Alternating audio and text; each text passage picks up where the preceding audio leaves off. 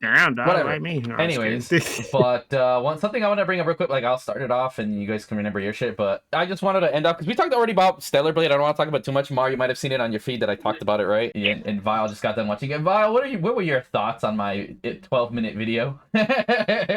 well, what really blew up the whole video away was like your favorite country had even banned the game too, and I thought it was kind of weird. Or not banned it, but censor it.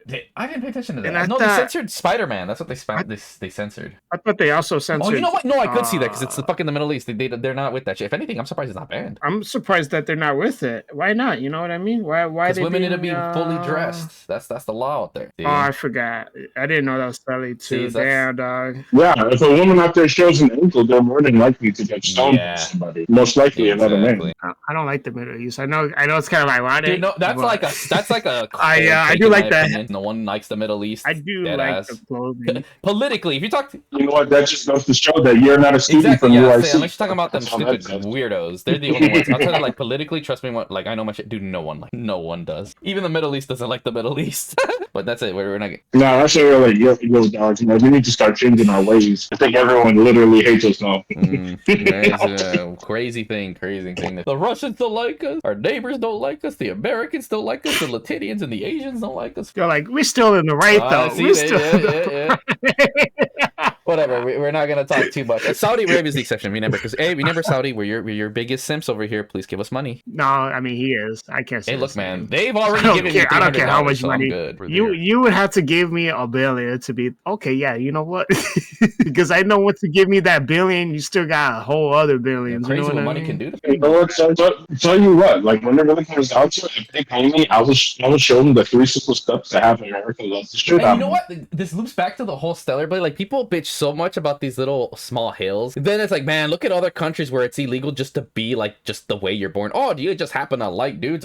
Get ready to stone this fucker. And people out here, oh my god, they got rid of the cooch line. It's like, this is such a privilege problem. And that's the thing I didn't bring in the video. Like, dude, this is such a privilege problem. It's stupid. I won't talk about Stellar. You guys go check out the video. Talk about it again on our last podcast. But the whole situation, like, it's just stupid. But I do like that they're fighting it. Like I said, we're turning something stupid. Like, wait, yes. Give Sony shit, sue them, and tell them to stop trying to censor shit, because that is annoying. Granted, the censorship, I think, is dumb. And it's like, oh my god, this outfit. But what about all the 10 other ones that, like, hold up, I have to go to the hub to not get distracted levels of, like, you know, like, shit. But, and then also the out-of-pocket people, like, oh, yes. See, and this is over a video game. Yo, let me have a hit on someone just because I disagree with their opinion. Like, that's even dumber. That's even, because at least them, like, they're just being, they're not harming anybody. Being a coomer is not harming anybody, hopefully. But, you know, you out here legit, like, oh, it's just a joke, dude. Apparently, right now, update to that, you guys, those 2 morons that started that shit, they already deleted their Twitter or some bullshit. I think the authorities are looking into it. It's like, yeah, you know, when it's pretty well known you have a substantial amount of money and there's people watching you and there's a hit list on Mr. Grums, yeah, they're gonna kind of take that serious, dumbass. So don't be. What do you guys think on this show? Yeah, that's pretty fucked up, that whole situation. Right? This is why we give disclaimers all the time, and anyone's not dumb. Or even if it's talking about jailbreaking, we're like, oh yes, even whatever. There's reasons. Same with people on Discord. There's huge, like, there's a reason we say disclaimers and we watch the way we say. Because remember, what's one of the things that here specifically in America and even other courts, because they took it, anything you say can and will be used against you. So be very fucking smart with the shit that comes out of your fucking mouth. And they can take it out of context. That's the worst part. You know, context is everything, but there are hundreds of times shit's been taken out of context. So really, that's right. You need a good lawyer, people. You need to get that. Right? Like, yeah, bro, on God. And some of these motherfuckers, like, hey, like Mike Tyson said, some of y'all, you know, be saying some shit, you know, something about getting punched in the face. And it's the same thing. It's like, dude, you gotta watch your shit no matter what. Punch in the face or not, bro. Watch them punch when them bills go. And especially, that's why I'm glad that Cal Ritten dude, he started like pressing charges. I don't know if he won or not, but what's important is that you try. So then people stop doing that bullshit. You know, Stellar's an okay game. It has its own identity. And you know, and that's fine. That's a fine take to me. I just hate that people say the game's good. I just think it's trash. But if you like it, that's fine. Stellar Blade is an okay game. Like how people are sending death threats and stuff. Than being a soul-like game emo. And you know what's funny? That's funny. Crazy. Apparently it was a Souls-like. Someone got into it. I was like, dude, I could not tell at all because of everything around. And the way I looked at it, it didn't look like a Souls-like to me. If it is, I'm gonna keep it a buck with you. Everyone knows I don't like Souls-like games. This looks like the weakest game of a Souls-like, bro. It looks too button mashy and not intentional. And even I think Souls players, we can all agree, is that Souls games are played with intention, methodicalness. That game does not look like it has any of that shit. You know, like it looks like a game you literally button mash and just go, oh, titties go brr, which is fine. Or who knows? It might be the most methodical titties go brr game ever to exist. You know, again, at the end of the day, you know, whatever. It's just the whole thing is that, and here's the problem too. This is why I try not to talk about it. I don't like the game and I don't care. When I don't like something, I don't talk about it so it doesn't get free publicity. These people don't understand that. I really like, dude, just shut up and it'll go away. Just look at Hogwarts. And I'm like, literally, I mildly killed. But the fact I'm like, damn, literally Hogwarts got 2 people booty hurt that I'm happy. Those losers and Souls players. For some reason, they got really, oh, why would they play Souls? Like, homie, Souls isn't as charming as Harry Potter universe. I'm sorry whether you like, it's very depressing, whatever, but someone's, oh, I want to be a wizard, happy, like, that's what this is for. They want to be a happy-go-lucky wizard on easy mode. It appeals to certain people. I was like, damn, it's pissing off Souls players and these losers. Oh shit, say no more. I have to play Harry Potter, but I'm not paying $70 though, and that's what I hate. See, that's why I was like, I praise it, but my only problem was like, dude, that game should not be worth 70. Everybody knows me. I don't think any game should be worth 70 for 100. Like, unless your budget is $1 billion and it's developed by me. No, that's cap. And I'm not taking that back. You can quote me. Clearly, none of you know how to do your fucking job. You see this quarter right here? Ass wipes. 25 cents. I have 25 supporters to make me the next head of PlayStation. I'm trying to get, you know what? I gotta bring it at some point, man. That, because you guys know the whole RWBY like thingy fiasco. I guess we'll talk about it, like, I guess a bit, is that, so RWBY, I already talked about in my video that RWBY's kind of fucked because they went through Paramount. I don't know, a bunch of studio bullshit. You guys can go watch that video. But I'm serious and I'm even thinking about, dude, I should go Kickstarter or whatever it is, petition, be like, make Greatest Gamer the head director for RWBY Chibi season 2 through 10. And like here, give me money and I will buy the rights for RWBY Chibi and I'll be the sole proprietor. I'm learning Unreal Engine. I will make the fucking chibis because I have a chibi problem. I will guarantee you quality chibi content. But on that note, I mean, yeah, Val, you agree? We should make me the... I'm serious. Wait. Is that owned by... Yeah. It's owned by some other company, right? And they don't care. They kind of just drop the ball.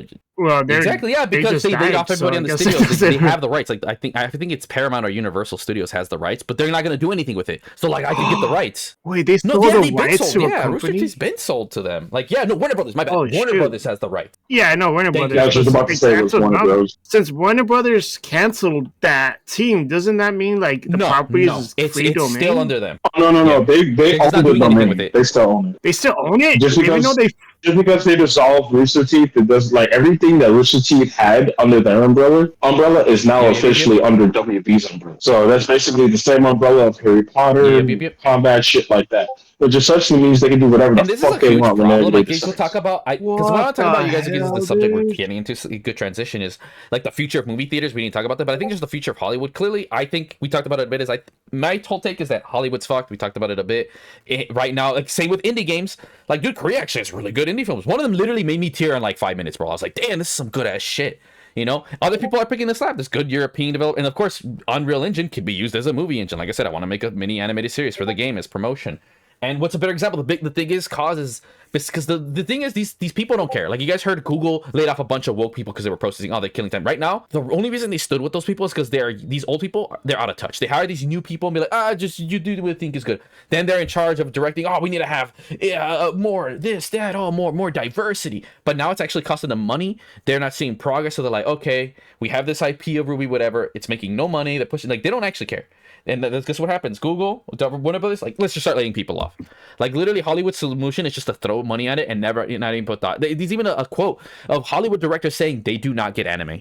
Like, literally, they're afraid of it because, like, they don't get it. They're like, we don't get it. Because they literally look at it like AAA developers, you know, are, oh, but the graphics. Literally, they look at me like, but the graphics are bad. Why doesn't anyone watch this? You know, they literally do not get it. And then they like don't want to go through the loophole of trying to get the rights through Japan and this is like, and making the live and like, yeah, no, we're just not going to do that. And then when they see that they have to do certain things, they don't even want to bother. Netflix is when you think about it, Netflix is the only one that's even bothering at all when it comes to anime adaptations to over here, live action or otherwise. It's fucking crazy. But yeah, no, they're out of touch. And that's the other thing too, out of touch with Sony is they're just out of touch as fuck. I'll rather go back to the old days. Like, here are the big three that's killing Hollywood. You know, you got your out of touch ass celebrities that are morons saying this stupid shit. They're too privileged. They're rich. They expect to get these big ass budgets. That's why these movie budgets are huge anyways.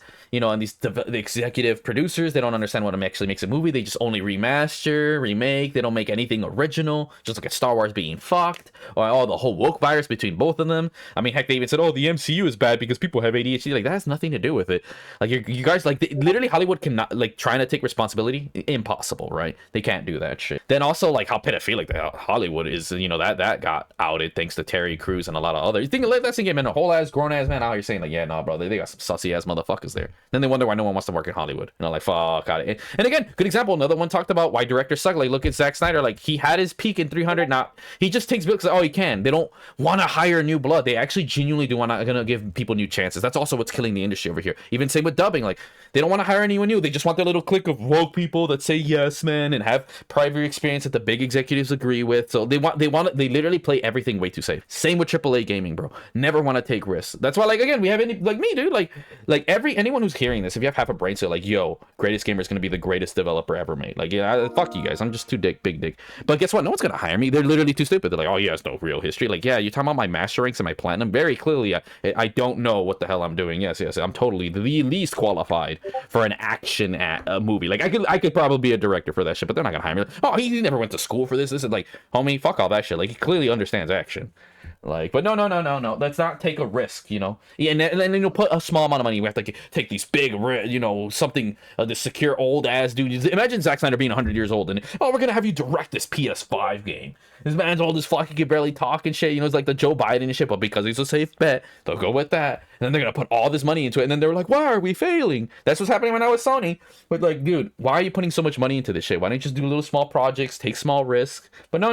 Let's invest all this money and into something that clearly doesn't work. Like, why is it not working? Why do people not like the gay side quest in Spider-Man? Oh, I don't get it. But that's my whole mini rant, you know, fucking, you know, as far as Hollywood and, you know, the future movie the way I see it too is to end off with movie theaters. I seen from Spike's Family. Yeah, a lot of people just straight up don't show. And I've noticed that it's been a benefit to us, the consumer, because now they try to fuck you over. Let's say I notice the seats are bigger, they're nicer. PS2 and Xbox Original and GameCube is the best generation IMO. And yeah, no, and they like I said, I had a better experience with this one, you know, and a lot of things are automated. But I think movie theaters should probably work on what's the word? Like sizing down, if anything, because clearly people are still going to want the premium experience. There's going to be a niche market for that. I think they should really appeal to that. And the thing is, I think people wouldn't be opposed to rising prices, if I'm being honest, just a little bit, not by a lot. Because to me, my bigger problem is like, yeah, no, your food is too much. People sneaking shit anyways. So my biggest thing is like, offer more, to, like, literally just make it a better experience and charge more. And I don't think anyone would be opposed, because dude, I literally thought tickets were like 25, 35. That's the other problem, right? Like, that's the best part. I found a theater. The only issue is like those overpriced theaters are probably like the ones with the recliner chairs. I found a theater, dude. Nice. $18 for the whole visit. I'm talking $7 Tuesdays, like $7 even. I'm not talking like they're gonna. I call this the dollars to quarter theater because it's either you're gonna either break even or you're gonna be like 25 cents, right. 50 cents, 75 cents. Like. They organized this so perfectly where you're like, oh, okay, like it's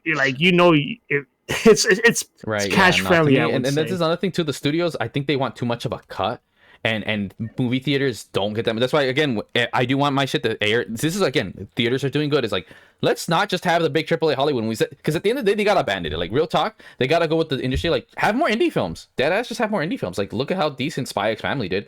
And what if they're like, hey, yeah, this is gonna be free on YouTube in like a week probably, but like people are so hyped for this dude's upcoming game, you know, my shit. And that's what I want to do. I actually want to go to theaters like, hey, would you guys like to air this? Like it's gonna be free in like a week, but people can get early access and go watch it at your shit and make it like, and that'll and for my experience, I'll tell you guys, like if they buy it on it, like there you go. Now you know what to do. Like you gotta go out of your will. I'm like, I'll do it, but every other content creator's not gonna think of that shit.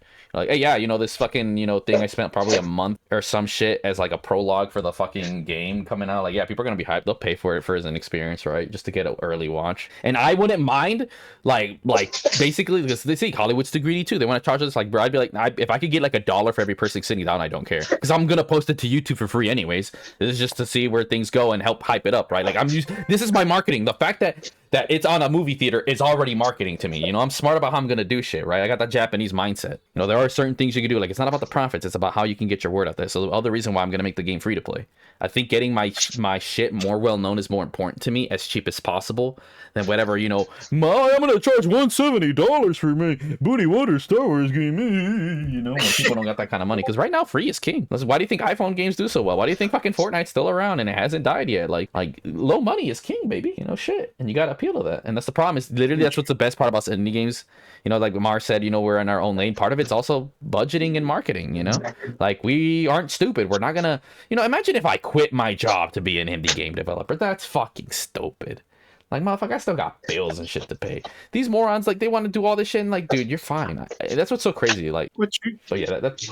You said, I guess, do you have like an animation going to theaters? That's what. No, the actual like the movie. It'd be like a movie basically. It'd be like, let's say, an hour and a half. Oh, okay. How much would you want? Like, how much do you think a particular? I don't know. I forgot how much. How much would you charge? Let's say the theater asked you, you know, how much you want. I'd be like, charge what you maybe like if you want it for them, it's like make it like a promotion. Charge less than you do the other movies. Like even your lowest one, charge like $2 or $5 less, like to where it's an even number, or something like $19.99 to get that. Like say like they charge 15 something whatever, and they take 5. Like, oh, make it $9.99 because people will round down. That's the mark. See, I know because I study shit, and I only want $1 of that, and you guys get the rest. But here's the thing that matters, and you guys agree that we both win. You know, a fuck ton of people will come. I would the same philosophy. Instead of charging 10 people $10, I'd rather charge 100 people $1, because one, you're gonna get like you get the same amount right at the end of the day, but there's more people, and guess what? That's a better way to spread it. It's like a virus, right? Like if you're a virus, you guys play that one game, would you rather infect 10 people and then they barely touch anybody, or 100 people and they touch 100 more and that becomes 1,000? And that's why to me, reaching a broader audience is far more important than whatever fucking shit. Like as long as I get some money, fucking I'm with it, right? Because and especially nowadays, this is when one realize we live in a day and age where like the internet really helps spread shit. Same with Stellar Blade. I guarantee you, no one would have known or given a fuck of that game if it wasn't for the internet and the shit that started it. You know? Hey, that's what you gotta do. You gotta do a little bit of something that would piss off the internet. And I will. That's a free promotion. But that, you know what I'm saying? The movie thing, I'm not doing it for the money. I'm doing it for the promotion. I mean, that's why I'm doing the fucking 1:30 film anyways too. It's a promotion. That's the biggest problem is that you guys can see is that I'm hustling for my promotion. Most people do not. Like, on God, honest to God, tell me, when have you seen anyone outside of Helldivers is doing great? We bring up Helldivers too. They're doing amazing with the promotion. But yeah, I mean, I don't know if you guys want to. I went off on that one. I don't know if you guys want to add to that about the whole. I don't know.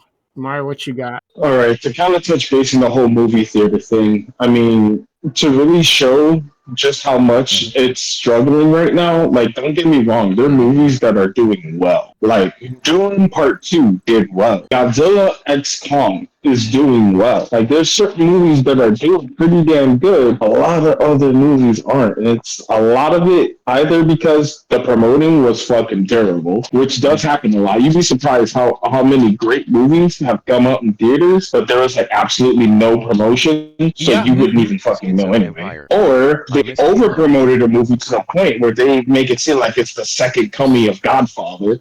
And you go watch and you're like, what is this garbage? Why did they promote me? Why did they promote me this garbage? Now I'm going to tell all my people to not see it. I'm going to go on the internet and tell people don't see it. Like, that's just literally how it goes. But like, other than that, because as we were talking about this, I was also looking at like what movies are in theaters right now. Bro, you know how many old school movies are hitting theaters just because it's like the 20th anniversary or the 45th anniversary? We got Shrek, Alien, The Mummy, Star Wars Episode 1, The Phantom Menace. Bro, like all of these nostalgia movies that I would love to go watch. As a matter of fact, I'm so hyped about this. I need to start making plans. I need to see what the hell my daughter's doing this weekend. I don't care what she's doing. She needs to go like experience these movies the way how I experienced them at your age, enjoying them in theaters.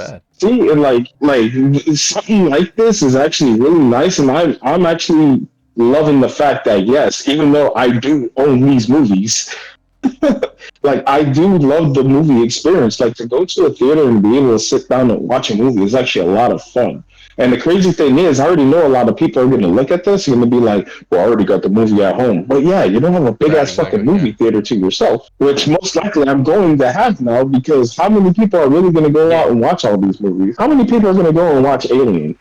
In theaters right now. You. It's been 45 years since that movie's been out. And again, it goes back to what I said. Remember, I said, cater to the experience, because that's at the end of the day, that's the only thing the movie theaters have to offer. Because people can wait, or like, I have this, and I'm one of those for sure. Right. Why I watch Spy X Family? Because I couldn't get it anywhere else. So the bigger thing is you have to like either cuck people, or it's like, or people want it for the experience, and they gotta appeal to that. So, would you guys ever replace, because I ever see a picture around, I don't know how true it is, but would you replace popcorn with french fries buckets? No. French fries? No, I need like a tray, not no bucket. This is America. But wait, why you think it would change the flavor of the French fries if it's served in Just getting something French else? fries in a bucket's inconvenient. Bro, like it's already bad enough that we're getting corn and then we just add fucking greasy ass butter and a shit ton of salt on it. You mean to tell me that you're more than willing to get a With bucket ketchup? of fucking fries? Like, I know Yeah, we're yeah. fat asses, but come on. Wait, hold on, time out. What if you don't? What if there's no salt involved? You add the salt. Again, like I said, Either way, you're still being a like I said, fucking they need to fat make it ass. a lot more better for people, man, because like they're just too unconsumer friendly, right? And like I said, and you know what the big thing is about these old movies, like, well, they don't need to pay the studios, they could just get their old recording and then call it a day, right? So that's the other thing that's really good about that. Yeah. Anniversaries. But I mean, Spirited Away is coming back to theater. It said remastered. I don't know. That means it's going to Probably. be a little different, or Oh yeah, and they're doing it. What's it for? Like the Sundance 2024 celebration or something like that. They're bringing Studio Ghibli movies throughout the summer, and not just Spirited Away. Later on, they're gonna do other ones. Like they're gonna do Howl's Moving Castle. Like they're gonna be doing them throughout the summer. That shit's crazy. yeah, I know. I can't. My Garfield movie might be a musical, so I'd be very disappointed if it is. I don't know. The trailer had a musical theme. I don't know if that means that, I don't know if it's just a promotion thing. Wait, which one? Joker? No, Garfield. Oh, Garfield. Probably. I know the Joker trailer dropped, and that's gonna be a musical. I did not see that. You didn't see the Joker trailer? You gotta check it out. It's actually really nice. But yeah, Lady Gaga is Harley Quinn. bro, I already knew going into it that they were going to be doing a musical. Like after watching the trailer, I'm willing to give it a try. I mean, I've given all the musicals out before, like Mamma Mia, Hairspray, fucking Little Shop of Horrors. Like I've given these movies a try. I'm okay with musicals, but I don't know about making The Joker a musical. But Why are they we'll see calling where it it the goes. Joker 2? I don't like how the internet. I type in the Joker, it says Joker 2. I don't like how they're calling it Part 2. No, it's actually called like Joker, like Bid Adieu or something like that. It's something French. Yeah, it is. But that is wild. I didn't even know about this. I'm glad you brought that up. That is very very unfortunate. Oh, and since we're on the subject of movies, another movie that just got the trailer just dropped was Deadpool and Wolverine. That's gonna be good. No, I'm kind of mixed about this because I feel like a lot of people are putting too much faith in this movie to quote unquote save the Marvel universe. When I really see this as kind of like a love letter to all the people who've been watching these movies, and now we're at the point where like basically all Deadpool 3 is just going to be nothing but fucking movie references from the old movies that we watched, and not just like the X-Men movies. I'm expecting like probably a couple hints about Fantastic Four, like surprise cameos that we didn't even think about, or like just funny little references that involve like cheeky humor that we know. Like there's gonna be a lot of meta humor in there, clearly, and I'm excited for that. I can't wait for that. But like for people to sit there and try to like, oh my god, this is the greatest part. This is gonna bring back Marvel. And all the comic book movies from this point forward are going to be amazing. Like, no, shut up. Like, that's not how this is going to go. Like, people forget that there's so many projects that they ended up, like, either holding back flopping, or, like, they're kind of just in limbo right now. Like, for example, the whole situation that was going on with Captain America. Captain America 4 supposed to come out next year. And I believe they're still in production for that. On top of that, McDonald's, I think it was McDonald's or some fast food restaurant. Shout outs to these dumbasses. Because they decided to release the toys, or at least a picture of the toys early, and now we know which characters are going to be in the movie. Like, we know there's going to be a Red Hulk.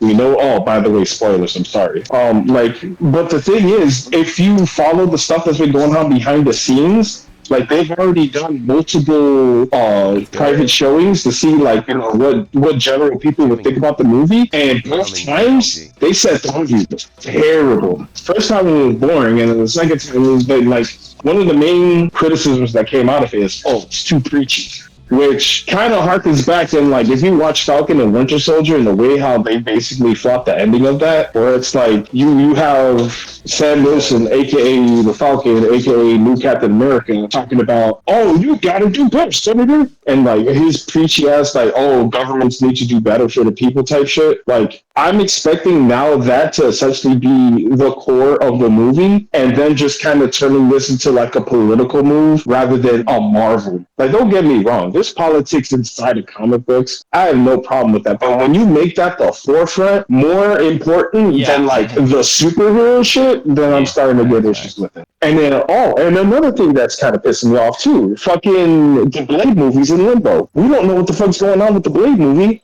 Last I heard about it, the movie wasn't even about Blade. The movie was about like these 4 vampire hunter chicks who just so happened to have heard about Blade, and he eventually comes up in the movie. Oh, the one. But it's not even his movie. Why the hell are we? If this is true, why the hell are we using Blade in the title? And the movie's not even about him. Like, what the fuck? I didn't come here to see these 4 bitches. Like, oh, it's not about the thing that, like, oh, I don't know why people don't like the movie. Dude, it's literally false advertisement. It's 100% false advertisement. And in all honesty, we as a people need to start moving together and start suing these motherfuckers for it. Like, hey, we want our money back. I'll talk about I want the stress. The weird thing about that is, like, Stellar Blade is exactly what it was advertised. It's a game you play as a chick with fucking titties and ass, flipping around with fucking swords and shit, and just doing basically dumb Devil May Cry shit. That's basically all it was sold to us as. There's no deeper meaning to it. People, for some reason, nowadays only expect fucking Souls-like games. But, if you're using a sword and you're dodging, it's like clearly must be a Souls-like game. People brought this shit up too. It's like nigga, you ever heard about Bayonetta? You ever heard about like Nioh? You ever heard about like there's other games that have characters that use swords and fucking combos that are not indicative of a Souls-like game. Like, I don't care what anyone says. For me, my favorite action game to this very day is Devil May Cry. That game is top motherfucking tier. I fucking love the shit out of that game. Oh yeah, Devil May Cry. That's a good ass fucking game. The guy who draws my logos, he loves that game. And then after Devil May Cry 5, it's Devil May Cry 3. And then after that, it's a long blank space. And then eventually other games will pop up. Eventually. But that's kind of going on a tangent here. But like going into the whole thing, like when it goes back into like movies, like they're still important within our media. And the reason why they're important is because, like video games, we like to be able to escape from our, mundane routines, our daily days. We all fucking work. We have our 9 to 5s. We have, our long ass schedules, and we get tired of shit. We like to see a story about like, some dude who used to be an assassin who retired, and then the motherfucking mafia went and stole his car and killed his dog, and now he's like, nah, I'm getting revenge. Like, we like shit like that, we like to see the fucking old school dude who used to fly around in fucking jet planes now being brought back to the school that basically made his name, and now he becomes not only a legend, but a teacher to this new fucking generation. Like, we like this shit. People try to overcome, like, dude, sometimes it's a simple story with good execution. That's all it is, bro. But they want to be like, oh, we want to innovate. Exactly. As a matter of fact, a lot of the best movies all have simple explanations. All the best movies have simple explanations. Literally, bro. That's why you remember, and I hear anyone says, we're going to innovate, it's going to be garbage. Just look at Halo after fucking 3, bro. They're like, innovate. Bro, we never asked you to innovate. We just told you to keep giving us Chief. And instead you gave us Master Poopy Chief. Heck, one time you forgot, they didn't even know he was part of the... No, and now we have Master Cheeks. Yeah, we have Johnny Rings, a.k.a. Master Cheeks, the man who is capable of having sex with the enemy, and then not only that, I still can't believe he had sex with the Covenant spy. Oh my god, yes. Because in chat, someone mentioned, I missed Halo. Chat mentioned that shit. Let that sink in, bro. Even chat. Tell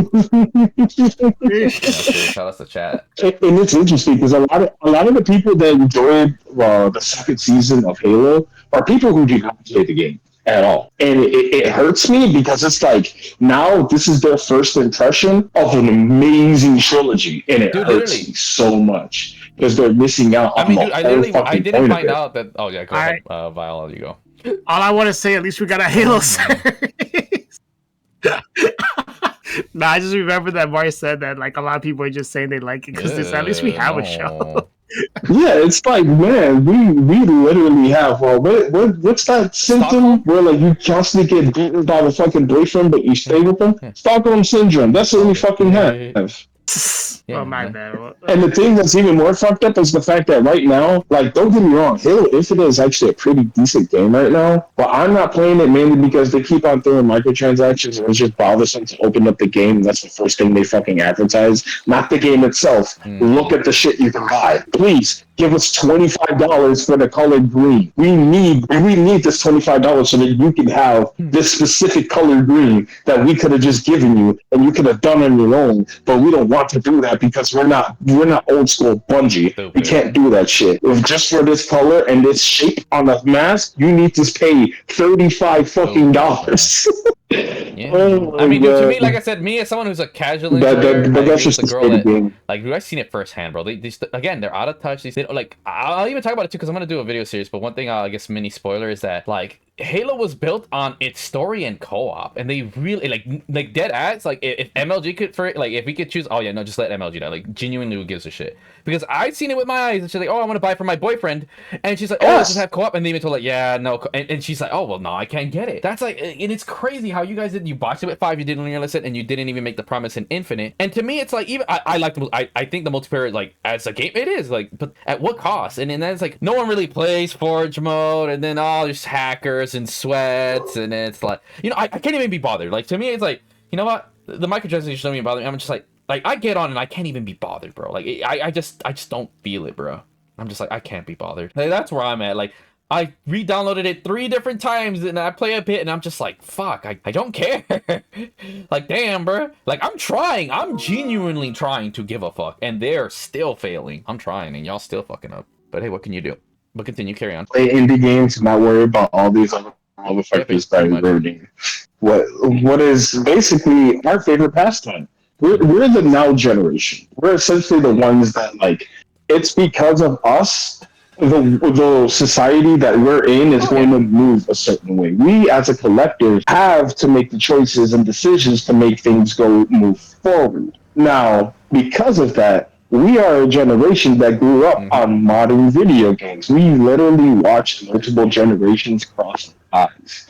So just off that alone, we've seen the good, we've seen the bad. We grew up during the craziest fucking time when it came to playing video games and playing some of the most innovative games ever made that you're never going to hear of or ever see ever again, just because it was in that point in fucking time and it's never going to come back. For as much as we want to fight for it, Bomberman cannot come back in this damn age the way how it was back in the N64. It is never going to happen. Like, there's certain games that when you look back in the day, you're like, man, I remember being a little shorty playing these games, and I didn't give a fuck about anything. So what if the controller was janky as shit and it wasn't responding to my shit? I mastered that shit to the point where, like, I was able to fucking calculate whenever I needed to do certain things just so I could get through shit. That's how much I mastered this shit. I didn't give a fuck about any of this. I didn't have the internet to sit there and tell me and fucking give me 98 fucking walkthroughs and guides on how to do shit. I just played the fucking game. Nowadays, half the people that sit there bitch and complain about video games don't even play the game. Oh, I just watched the walkthrough. Oh, I watched my favorite YouTuber go through. Don't get me wrong. It's cool that these guys found a way to get their money because essentially, I mean, hell, I've had fucking family members sit there and watch me play video games and they never even fucking touch the game, even though I would try to pass them the controller. Oh, here, give this a try. No, I'm good. I'll just watch you. Okay, cool. That's fine. I get that. There is a market for that. However, part of the experience for a lot of these games is actually playing them. Like, I have friends that played the original Mass Effect game but never touched 2 or 3. And I want to choke these motherfuckers to the point of, like, them not breathing. Because you mean to tell me you played the okay game out of the entire trilogy. You didn't even play the masterpiece that was Mass Effect 2 or the biggest potential of one of the greatest, like literally, if they didn't botch the ending of Mass Effect 3, this probably, in my opinion, would have been the best gaming trilogy of all fucking time. that they fucked it up at the end, and it's their fault. We already know what happened, crunch time, and all this other shit that happened in the background. The usual shit that usually happens whenever a big company that builds a good pedigree and a great name, what usually happens with them? Well, expectations get way too high, and they can't meet those expectations, and they start crumbling under their own success. That's essentially what happens. And you know, I like that, really, because to add to that is that, bro, people now are, oh, we need an easy mode in the game. Like you said, meanwhile, we out here struggling and figuring shit out, y'all. Oh, easy mode, I'm a little bit. But yeah, that was it. That's all I wanted to add. Bro, I can't even believe that I used to be, as a kid, I used to fucking love playing games on hard mode. Like, I needed hard mode. Like, if I'm playing a racing game, I'm looking at, like, whatever the, like, best record is, and I want to beat that shit by a minute. Like, that... That's like, funny. nowadays, we have people bitching and complaining about, oh man, the game's too hard. There needs to be an easy mode. How about this? How about there's just no mode? How about we just have no set mode and the difficulty is literally what the game is? I'm perfectly fine with that. Why? Because here's the thing. The reason why you need those easy modes, because these people are now looking more at the money than they are the actual game. So they don't necessarily care if the game is a success. They care that the game successfully makes money. That's all they really want. A lot of these AAA companies, that's the reason why they're down the path that they're at now. Like, Call of Duty isn't really giving us quality campaigns anymore. They fucking stopped doing that shit a long-ass time ago. But what they do know is, if they drop some of these cool-ass bundles that people would end up buying, that, oh man, they're gonna drop fucking Cheech and Chong during 420. Damn, fucking $30, $40 right there. Like, first of all, I'm surprised that any of you small-ass little 14-year-old brats even know who the fuck Cheech and Chong is. That is shocking to me. Hey, when I first heard Ching and Chong, like Cheech and Chong, I thought the guy was being racist. You know, people would say Ching and Chong back in the days. Like, yeah. So, I thought that's what he was saying. I'm like, yo, what's up with that? He's like, no, the movie. I'm like, I never heard of the movie. And I ended up watching the movie, loving the movie. And, like, a few months later, I saw a YouTube video. This guy is like a father and daughter. They're both comedians. And he mentioned the movie too. She's like, that's racist. I'm like, oh, that's funny. I just literally experienced that not that long ago. But didn't they end up actually taking away the joint because of the controversies, or no? Was I tripping on that? They probably, honestly, like, I'm just shocked that you know who the fuck they are. That's my thing. If they did good, if they did good, and honestly, I don't care. People are willing to spend crazy amounts of money on a game just for them to experience a joy. Like, oh, I look cool. I feel awesome now because I look cool. Not, hey, I finally learned how to properly use these fucking guns with a proper fucking scope, and now I can fucking rip people in half just by sound. I don't even need to look at the screen. I can hear your ass coming. Like, you don't have that anymore. So like, the only people that are there that actually do that, I would say, are the MLG guys. Yeah, the competitors actually do legit play like that because, in my opinion, if you're really going to master a game and you want to fucking test your mettle to see if anyone else can master a game the same way you do, obviously you go into competitions. But if you don't want to do competitions and it's just a good pastime for you, what do you really have? Because if you, like, we've already touched on skill-based matchmaking in games, or like how ridiculous some of these fucking ranking systems are. Like, people just don't fucking play the games anymore. No. Like, they don't play the games anymore. Like, you want to know what my favorite ranking system is? When you went over to the arcade, and that one person is sitting there playing the fucking arcade, and you stand right next, like, that's the best fucking ranking system right there. Because that right there was a pecking order. If you can't knock him off, I'm sorry, you're not the best at this game. He is. Oh, you can knock him off? All right, then that's your hill. This is King of the Hill, baby. That's your hill. You can stay there until the place closes or until someone reaches off the hill. That's what it is. It is what it is. Speaking of which, I don't know if you guys noticed, but Combo Breaker, since I'm talking about fighting games, yeah, it's the end of the month, and I will say, just for shits and giggles, I wouldn't mind going, but if I do go, I would like to actually get a hotel room, because I wouldn't want to fucking leave back and forth, go to my house and then back. Because one, it's in Schaumburg. Two, it's like 8 minutes away from Woodfield Mall. It's like a literal hop and skip away from Woodfield Mall because it's at the Renaissance. So we'll talk about it off mic, but like I'm down to like, hey man, us going to have fun, like go have a good time. You know, we can go as spectators. Hell, we can even go as competitors if you want. I don't know if the tickets are still on sale for competitors, but I don't mind. I mean, I gotta see my budget, low key. Yeah, we I gotta see my budget for sure. You know, but I wouldn't mind. I might be okay, like, because the thing is, again, like I said, we'll talk about off stream. That's an off stream conversation. You guys already seen I did combo breaker stuff before. Yeah. I'm down to do more content for combo breaker, and this would be nice now that I have some people with me. So that's gonna be cool. So I'm actually looking forward if that's the case. I wasn't planning on it, but I was like, wait, I can have a split, then all right, then bet maybe. But there you go, possible combo breaker content for best friends. Let's go. Oh yeah, for real. Yes, let's go. Let's see what's if anything, up. We definitely talk about for that sure, because like I don't know if we can make. Maybe, yeah, Friday, but I'd be Friday night. That's how I wouldn't do for compete. Like, we already know I don't really compete anymore, sadly. But, I probably would show up on Friday. Like I said, we could have a split. Let's see, me, you, and then Clockwork. And then there's a dude that always did want to go to tournaments. He might be down as fuck to go. And he would chill for the weekend. So I'll hit him up. So that way we have, you know, because the more, in between the more people, the lower the bill will be, right? And they're people I know, so you guys can trust them for sure. Yeah, man, you guys know me. Yeah, There's other guys I know they're definitely going for sure, but they already got their crew. They're already filled with their hotel room. Like, yeah, but like, homie, are we trying to have 10 dudes in one? We're like, no, I think 5 is fine. Right, exactly. That's the only reason I wouldn't.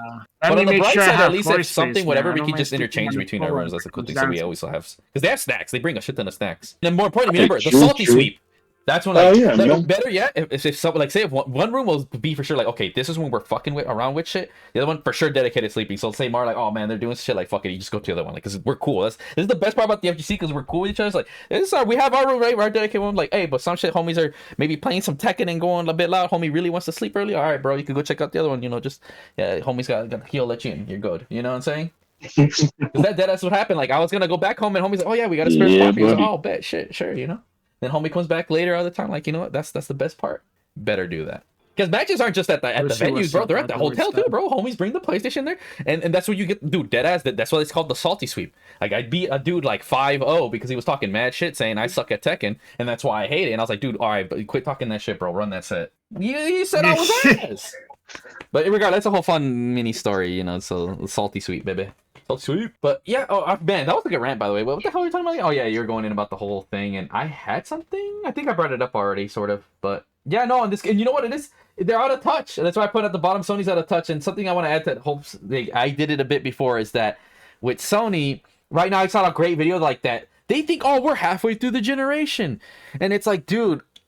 To me, the PS5 started today. It just launched today. That's how they should look at it. And guess what? People still can't get access to it. It's too expensive. They're charging too much for the application. You have literally no fucking games. They're overpriced. Nobody likes this shit. When PS6 comes out, it's going to be an Omega flop. The Pro, no one already cares for. Even I'll only get the Pro just an excuse to add more memory to my shit. Like, oh, here's a 4 terabyte NVMe. And that's it. It's just a glorified way for me to have another PS5. That's the only reason I'm going to get the Pro. I really don't care for it. PS6 comes out, I'm not interested. I'm already canceling my Plus. You know, been canceling it, and like, fuck the Stellar Blade bullshit. But to me, here's what it really is. This is how out of touch they are, bro. So the market, like, bro, like my new neighbor that came in, I won't give too much because, you know, it's not myself personally. Bro, these kids have, like, they know about Fortnite, but they barely get a chance on whatever, right? That's why I said it's good to appeal. Bro, they barely even have the money or chance to afford a PS3, dog. Or something cheap. I gave him an old XP machine with some old PC shit. This is the reality, bro. This is the average person. Like, I'm already like this, that, whatever, because we care. Homie out here with 2 kids struggling and all this other shit. I'm not gonna get to my. There's a whole story, like I said, his neighbor. There's a reason I offered it. I'm not gonna talk about his personal life here. You know, it's his life, not mine. But just do know that's the average person. I had that reality check when this dude deadass tried to take a scooter, and I'm allowed to talk about this because that way I don't get it fall. He checking one of those e-scooters, and I told him, no, that's an alarm. You can't take that. That's how out of touch he is because he's too busy hustling and trying to get support for his kids. And guess what? The huge market is kids or adults or people like us who grew up with this. We are the 1/3. We are not the voice, bro. We really aren't. And guess what? I am that voice for the 1/3. And I'm sitting here like, I ain't buying your overpriced games. I ain't buying your overpriced consoles. You're already pissed off, let's say, maybe half of your 1/3. The other 2/3, good luck with that, dog. 1/3, like, oh, dad, I don't want to play Fortnite. Sorry, son, I can't even buy a PS4. So that's the thing. For as popular as Fortnite is, how much of that you want to bet is some kid, like, oh, we have this many accounts. How much of that is people going over to their friend's crib who has that PS4 and playing on their account? and maybe their parents give them PSN money. And that's what's putting it into perspective for how successful Fortnite is. You think about it, how much of it is, oh, grandma, here's like the kids, they get cards in this shit. They're all focused into one thing. Like, people look at the Fortnite money, but you gotta realize, like, that's where all the money is. Like, what was it? Like, that it's going to what's successful. Fortnite's free. All the kids play it. They barely have a PS. They go, literally, this is the story. Go to that one rich kid's house. And he, oh yeah, let's go play Fortnite. I seen it too. I catered. And I guess what I seen? A bunch of kids huddled around a big ass TV playing Fortnite and taking turns. That is the reality, bro. And that's why I can't stress enough how out of touch Sony is with their prices. Like, homie, you want to release the PS6 in 2030, dude? No one's gonna buy that shit. Everyone who's buying it, just 100% is privileged. Like, unfathomably privileged. People, like, I've seen people turn in PS4 even at GameStop. They're like, yeah, I just can't afford it. Like, think about it. I give a fuck. I'm like, can't really fuck with this shit. PS Plus is too expensive. $70. Lick my left nut. I'm just gonna go PC. You know what? I have a backlog I can work on. And most people, guess what? Indie games, backlogs. You know, there's other options. Like the gaming crash is happening. Like, it is happening in our eyes. And guess what it is? Indie games that are gonna start taking in. Because what kind of person? Look at my game. I can see it being successful. Look, Ballgate. I want my shit to throw out of the water. Oh, they can just play it for free. And guess what I said? Oh, the kids are like, oh my god, this game's sick. They can play it on the PS4. This is why I want to market the PS4. People are like, oh, why are you still on PS4? Because no one has a PS5. Dead ass, no one has a PS5. No one's gonna have a PS6. I am going to. That's why I'm trying to release it on the Switch. Because you want to guess what? Nintendo's marketing is good, and even parents are like, you know what? I'm gonna get them a Switch. Because guess what? Remember I mentioned they actually have a Switch. They have absolutely like no fucking games on it though. So again, shows you this is most parents, and I trust me. For me, my dad bought me a PS3, and he said, "Here's a controller. You buy your own games." And guess what? To this day, I still have bought a majority of my games in my own place. And look at it now. And the reality is, I would say 50 to 60 to maybe 75% of kids, because we've seen all the cocoa with this. That's gonna be their situation, bro. And that's how I'm gonna grow. That's why, to me, free to play is the future, and Virtua Fighter sees it. They see it. Like, you need to get a low entry barrier is the most important thing right now, and you need to. That's why these microtransactions are effective. As much as we hate it, they are the future, whether we like it or not. People are not willing to pay up front this huge bill. They're okay with playing in increments. And this is already a well-studied case and everything, and that's why they get you. I'm just willing to do it in the least scummy way possible, right? And that's what's really tricky about my game is how do I appeal to people who want to pay that 45 this and there, but also be able to appeal. And I already figured out the market. I won't talk about it too much. And that's how you got to do it, man. You got a nickel and dime, but not in the sense of, let me make sure I get more than, because they get fucked because they don't pay attention, right? At the end of the day, this is a true. Poor people aren't really good with managing their money. You know, it's why when they win the lottery, they're like, oh my God, I'm just going to spend all this, because they've never had to actually save money before or understand long-term expenses. It's just an honest reality, you know? And that's why I think Sony's super out of touch, bro. It's super out of same like why, dude? Like, this is why these $70 games do so fucking bad, dude. To me, it's insane. It's so insane. Like I said, and I seen it like with my eyes, and I'm like, this is what made me even more committed to being like, yeah, no, my shit's being as cheap as fucking possible, bro. I don't care how much effort I put, like how much There's literally no game in existence right now that is worth $70, and there's zero. Let alone 40, bro. Because you know what? Like, I look at a game, I go, when I see it on sale, I'm like $20. I'm like, now it's worth it. And I play it, I'm like, this feels like a $20 game, bro. I thought that the other time I bought some games on sale. And I'm like, damn, bro, these games, they really charging $70. They go on sale maybe a month later because they flop so bad. I pay $20. I was like, you know what? This is a good $20 experience. That's what they're worth, bro. They're worth $20 max. And that's if they're a good game. Half of them ain't even good. Like, I ain't buying Spider-Man 2. You can lick my left nut, dude. I'm offended as fuck. Miss me with that shit. Latinx language bullshit. I used to have a diagram, because I used to frequent a game store called Get Pamphlets, where they would explain how the cost of the game would be, and the reason why it was going from $50 to $60. And they would show that, like, you know, a small portion of that was actually going to the game store itself for actually selling it, and then a lot of it, essentially, like, I'd say like $42 is going to like the people who are like the people who made the game, and then like from that $60, that's like what, $18 going to the store itself from storing it and then distributing it. That 18 is actually like part of it's the store, marketing, and distribution, which that's split three ways. That 18 is split between three. That's why the profit margins are low in for GameStop. They do mention that. So like you said, yeah, it's 18, but that 18 is split between you, the people who ship this shit, and the people who make the goddamn disc. So continue, carry on. It's fucking wild. That whole situation, for the fact that they were able to like break it down and explain it like that, but then now we don't even have any explanation of why games are $70. Like, they just raised the price and then they're like, well, since they did it, we're gonna do it. That's literally what happened. A game was $70, and then someone else saw that and they were like, well, I don't want my game to be cheap because people are gonna think my game sucks because it's less. Like, that's what happened. Yeah, I mean, that's dude, like I said, the second cap stock on chart is 70. I was like, dude, your games aren't even worth 40, bro. That's an honest truth. And at the end of the day, here's the biggest problem. At the end of the day, that the whole conversation, it's all about marketing. This and like, it's a risk, right? It's like an investment. You can reason all you want, you know. Because a good example, one of my best quotes I ever heard: GTA is to this day even still one of the most expensive games of all time. That game costed 60. Why wasn't it 70 or 80 back then? You know, that's the whole point. And at the end, it's an investment. The way I look at it, the more you budget you put into your game, that's the more compound that you know this shit's gonna sell. And that's why they did it. You putting in more money doesn't give you an excuse to charge more. You putting in more money is because you know you're gonna get that money back. And that's their problem. They're using it as a bad investment. Same with me. Who knows? At the end of the day, let's be real. Let's say at peak, my game either, let's say maybe I might get lucky. My funding could get $500,000 at best. Maybe $1 million if that shit really pops off, right? Like with, you know, the money I put in myself. Let's say I do good money and then people on the Kickstarter and then people really invest from like the demos, they pre-orders or some show bullshit. Granted, I won't really do that. Or who knows? Maybe I'll make some money because of the YouTube, this and that. You know, let's say it confounds to all that, and especially the money I saved because of how I do my own self-marketing shit. Like I would say probably a couple thousand, right? $1 million doesn't seem possible. Why would I charge you? And the thing is, I even thought to myself, like, dude, the amount of work I'm doing, like, this probably be an indie title that's definitely worth 45 or 60. But I always know at the end of the day, it's like, no. I mean, remember, I'm gonna put free support and everything too, and I would need money, but it's like, no.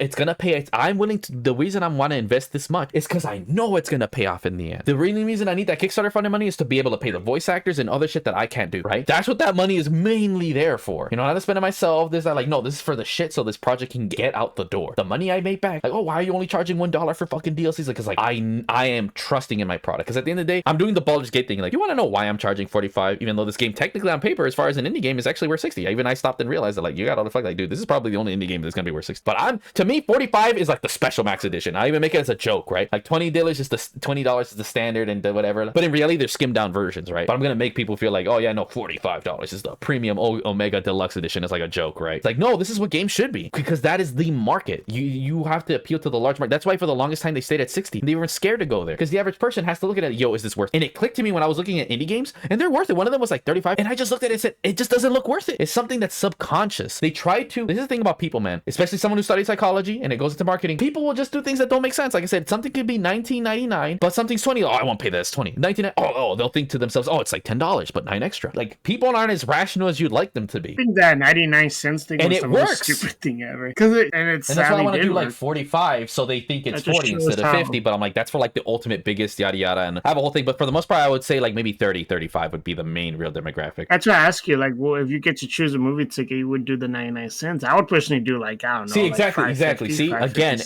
exactly, because I would rather get more people. You scare people. Look at Sony. That's why they keep raising the prices, because they keep scaring people away. Yeah, that's not a good way to build a strong, you know, base. You know, like, because at that point, if you're doing that and you're trying to reach a market of people who have money, then it's a very small minority. You want to appeal to the majority, not the minority. You know, I want that bigger, because at the end of the day, same with George Lucas, he was smart. Let me get all the merchandise rights, and that's what I'll also focus on. Shirts, this, that. I'm in the talks of actually doing some shit like that, believe it or not, but I won't discuss the details of that. But because you have to be able to make money outside of. Look at Star Wars. How much shit do they sell? The shirts, their hats, whatever. Star Wars lightsabers, whatever. That's where the real money at, is the merchandising. You know, in Halo, there's a great video that said Halo's merchandising is whack. Someone said, like, bro, if you actually had things that we wanted to buy instead of this pointless shit, I would buy. I want this. But and I was like, oh man, that's a good thing I should do. Like, oh yeah, I have this thing that people want, but it's labeled from my game or some bullshit. People will buy that because people, guess what? Here's the thing about fandoms that people don't realize. By the way, fun fact, it's actually outed that RWBY, the real reason Warner Bros. Is not invested is they said that their merchandise is worthless. They're actually sitting in warehouses full of shit. So it's a fun fact, yeah, RWBY fans are broke as fuck. But that's how you know your fan base is weak, is that it's too little, too niche, and they have no money to give you. And we've seen it, bro. Anime fan bases and big like your Metal Gears, your Spikes, they are more than willing to throw money at their favorite franchise. And that's why I want to have a big you know, I get my money from them, but then you build good things and then you franchise, and that's how you can make a sequel, and that's how you get more funding. And it's crazy. And again, at the end of the day, all of this is not special. This is not a secret. This has been done for years. I'm pulling a Baldur's Gate. I'm an indie dev. I'm putting reasonable work. I'm putting my own hustle, and I'm charging a reasonable amount for my work. In reality, this is true. What you charge for your game is criminal compared to what the game is actually worth, if we're being actually honest. Like, you know, let's get a game that has the graphics of Battlefront, you know, the new one, but has like the love of Nioh. That game should be worth $1 million because it's one of the best games of all time. But ain't no one got $1 million to throw at Nioh with the graphics of Battlefront Battlefront. Like, no, you need something that everybody can get access to, and then you get it into the hopes that what's your target number. And to me, my target number is anywhere from 1 million to 10 million. Anything less, I'll be omega upset. That means I failed. That's how I look at it. I don't give a fuck about it. I want my shit to be the next Pokemon Go. That's my actual goal. When you have a goal and you can have set it, and then what do you do? And the people is this is what Sony does. We want to sell 10 million or 20. No, they literally said, oh, we want to sell more than 20 million copies. But they didn't go to work towards that goal. Like, oh, let's make our game 70. You've already started failing towards that goal. So when there's a game sold 2 million, which is still good, then they're like, oh my god, we sold on our expectations. Let's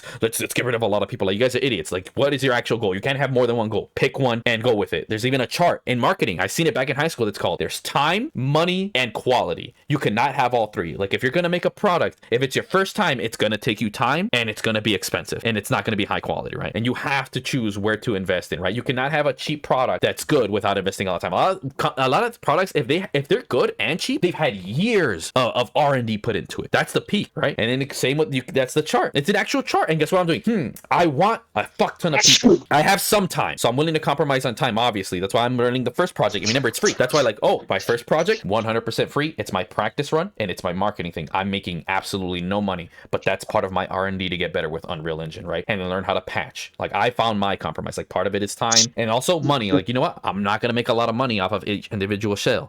But what I do want to get, and this is what matters. This is the final one. This is the big bubble that matters the most and still does to this day. What is it? Money. More people are willing to invest in a free-to-play game or something that's $1. You can be, your thing can be as hyped as you want, good as you want. But guess what? I've seen this even in other streamers. I'm like, oh, I want to check this game out. But like, that's a lot of money. Like, literally look at that price and go, fuck, I can't. Or they'll bookmark it for later at least. But again, even if someone doesn't even care, I've seen someone in my own eyes, they didn't give a shit about Pokemon Go. They're like, oh, it's free, might as well try it out. That's where you want people to be at. That's where I want people to be at. I put in, think about this. I'm gonna put AAA level efforts, and I'm probably gonna be one of the best devs in the fucking industry ever, next to the Chinese dude as well. And I'm like, it's okay, you could pay like $1 every month, and you know, within like a year, you basically own the game. Like, but you're not really making a lot of money off that. I'm like, yeah, true, but you know, you and your school knows about it, like to the point where a school might want to have me like, oh yeah, this is the developer for the game, you know, and talk like to me that's success to me. That people actually know what your shit is and they're willing to invest money, right? Like, who knows? I might even make a loss on the first game. Fuck it, you know. But guess what? Now I can make a sequel, and then guess what? Now people are in the door. That's what really matters, is getting people in the door, and that's the hardest thing for literally anyone will tell you, bro. That's hard. And look at Power World. Look what happened. Oh my god, we have 1 million people, and guess what? It's like a cascading effect. Oh, it's free on Game Pass. Oh, not even I'm playing it, and guess what? I didn't give a fuck. I literally didn't give a fuck, but I was like, oh shit, free on Game Pass. Gotta play your cards right, dog. And that's where it's at. I mean, I don't know. What are your guys' thoughts on that? What do you think? Sure, go for it. Dude, I kind of want to make just a little extra piece to that too, because like one thing a lot of people have to pay attention to and understand is the fact that in order for any of your favorite IPs to thrive and survive, not only from your love and passion that you have for playing it, but the people who are making it and developing it, if they're not passionate about making that, then there's like, if it's just fast love, you're not going to get all the love that it should get. I mean, the reason why the Halo trilogy, like the Bungie trilogy, is so fucking loved, because they actually put blood, sweat, tears, fucking like literally integrated into their DNA, into ones and zeros, onto what they fucking made. That's the reason why we love the game. The fact that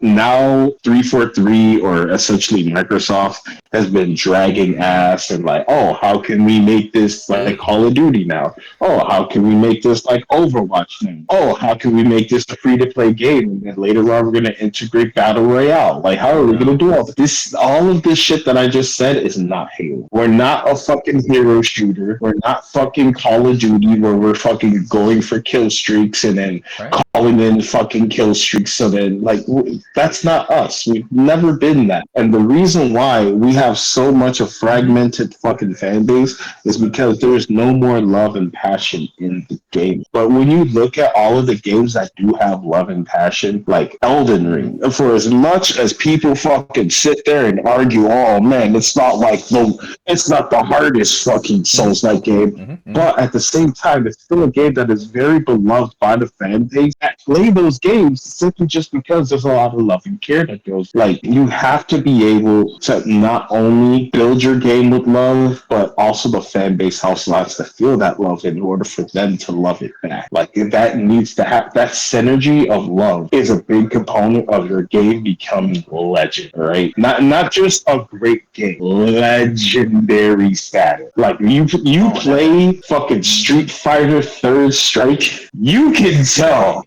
love and passion what it's in this motherfucker, like crazy. Like, that's the type of shit that you really need. As a matter of fact, I'll even go on a tangent on this to even show this off. Now, earlier on, I was talking about TV show. Look at the Fallout TV show. The Fallout TV show is a story within a beloved universe that's not fully following any of the games, but it kind of stays in character of everything that happens within the games. Like you know what's going on if you played the games. And if you haven't played the games, this is your first time being introduced into the franchise. This is actually a great starting point because now you get to see how the world works, how people react with one another, and you're like, wow, I really want to be able to expand and love this even more. And what happens? You look at the stand charts now. Fucking literally a week after fucking Fallout came out, the TV show, all the Fallout games started increasing up to 5,000% of fucking players being played on each of these games. Like right now, Fallout 76, yeah, literally. It's like Fallout 76 is still considered one of the worst Fallout games ever made just because it's literally a cash grab. But for the fact that there's so much love and care went into the show and people were willing to, like, the reason why people are even playing Fallout 76 is because it's free on Game Pass and it's also on Amazon for free. It's on PS Plus too. Like, if you have Amazon Prime, you can download look at that now for free. But then you look at, like, oh, Fallout, and it's on PS Plus. That marketing alone, see, look, and just because the love and care from the show, it revived these games again. Now there's a huge popularity of people playing all of these games, not just 76.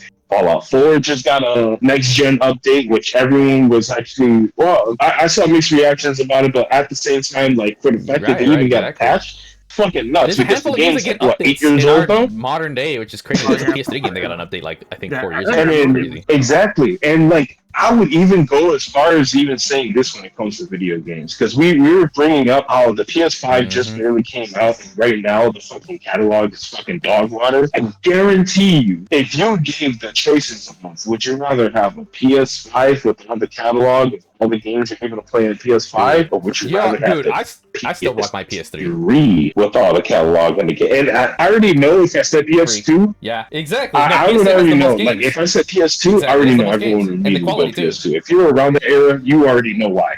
And like for the fact that we even gone to the point where now, we have the most powerful console, but the most powerful console cannot play. Yeah, exactly. You can have the strongest console you want, but there's nothing to play. What? How? Right? And it's like, you want to know what really help out? If you're able to play the largest fucking catalog you could possibly muster. If you're able to play PS1, 2, and 3 games on your PS5 right now, let's be honest, no one will be fucking touching any PS4 or PS5 games right now. They'll be very few and far between. But for the fact that, like, and there's a reason why they don't like to make this shit backwards compatible, because they know anything that they make is gonna fucking suck. Go play our PS4, PS5. Like, dude, no, fuck off. And like, it's crazy that companies are really doing their best to be anti-consumer while trying to make it seem like they're consumer. Essentially, they're like, in fact, I'll put it in a rap analogy for those who are listening to the podcast still. Rap analogy, I'll put it this way. Imagine if Drake was constantly just doing a bunch of songs and a lot of melodic songs that people like and enjoy, and then suddenly he tries to become a thug rap. Like you're trying to appeal and make more money in a market that isn't necessarily yours. You're not working on your own strengths, and that's the reason why you're gonna be on this terrible spiral, right? And to go off that same thing is, imagine this is VTuber, right? She was like a lowly one, and then she switched to like, we all know I'm a lowly enjoyer, and I seen it with even another one, and then they started losing, like, they all have to adapt to modern times, whatever. They did not grow their audience, they lost their old one. So you're doing all this shit, you're not playing your strengths, this and that. People came to you for a reason. I came to watch a lowly, not a hoe, and now, like, you literally are burning bridges. You're not growing new ones. No one wants to watch for the new shit, and now you're burning old bridges. And then this bitch went back to her old man, like, see, I'm back. Like, dude, no, now we know we can't trust you. So that's the thing. That's why with Infinite, like, the new one can come out. I don't care, they've already burned me. Like, bro, that's 3 Halos you fucked up, 4 or 5 in Infinite. Like, all right, I'm a head out, bro. There's a reason I'm one of the best FGC players. You can only get hit by something 3 times before I'm like, alright, bro, they ain't hit me with that shit no more. Like I'm sorry, just no. You're trying to be some shit you're not. Like, why are you trying to have these kill streaks in 4? 5 is absolute trash. Where's my Master Chef? Infinite, you had so much shit going, but man, you just dropped the ball so hard. It's like, alright, I'm a head out. You're burning your bridges. You're not putting. You're trying to be homo watching COD when it's like you're Halo. Yeah, but carry on. Yeah, that's what I wanted to add to that. So adding to your analogy that they try to do these things. You're burning bridges. And then I mean, yeah, that's literally all it comes down to, is the fact that if you guys really want to know how to keep gaming successful, let's do ourselves a favor and look back during the time where gaming was literally Basically, blossoming buy into old this games giant and stop fucking paying field COD. of beautiful That's flowers. a mess. Like during the time we were Stop buying new transitioning. shit. Buy old shit. Yes, absolutely. Buy the In fact, PS3 one. here, you want Yeah. Call of Duty? You want the Call of Duty experience? Just go back and play Big Red One. Ooh. No, even before that, Big Red One. Just play the PS2. Fuck it. Like let's be truthful here. Are you really missing out on anything? No. It's really cool to you that you're able to like zigzag across the fucking map, and then like as long as you see the opponent first, you shoot at them and they die. Like, do you really feel better about that? Like imagine you're playing in a match of Street Fighter just because you saw a blip of the screen before your opponent did. You hit the button before they did, Hell no, bro. and you killed them. And that would that make you cheating. feel satisfied? Like really? Like, oh man, you know what? That should be a subject we should touch on because apparently you already seen like fucking cheating is blatant everywhere, man. It is all over the place. I want to get into that. Cheating is the herpes of the game. Whatever is the whole thing about disc is I'm actually looking to try to distribute disc, and guess what? That is a pain in the ass, and it is fairly expensive. But I'm willing to put that because we talked about it. Like, all you guys need to know is that these companies also don't care. They want everything to be digital. They want that disc. So think about it. They already pay less, and you will buy shit and you won't own it, and you'll be happy. I don't want that, so I want genuine physical copies. But guess what? They'll only be in Japan,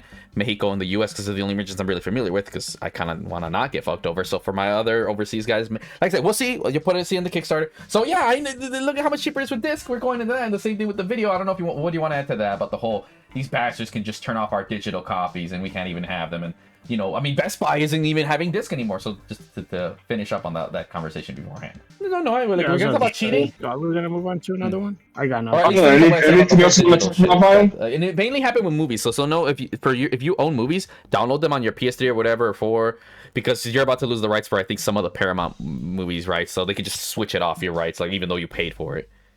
That's what started that video. I know Mar sent it earlier and I've been seeing it. It's like, oh yeah, yep, I seen that shit. Yeah, no, like I was actually quite amazed that Best Buy made that move. I thought Best Buy was still around because of the movies. What? I guess they're really still around because of the fridges and people just don't buy Blu-rays. That's and I get that even more so than video. But no, they're getting rid of video games. Yeah, that's what I'm trying to get at. So it shows you what the market. But I'm glad GameStop. That's their main business model. So of course they're still going to stick around. But I think I mean, the best way to put it is movies and disc are in the same place where they'll be a niche, but they need to be around and really cater to that audience. And at the end of the day, I'm willing to pay a good price for a disc because where else am I going to get that shit? Like I don't mind. That's why I'm going to probably do a deal with limited run games, right?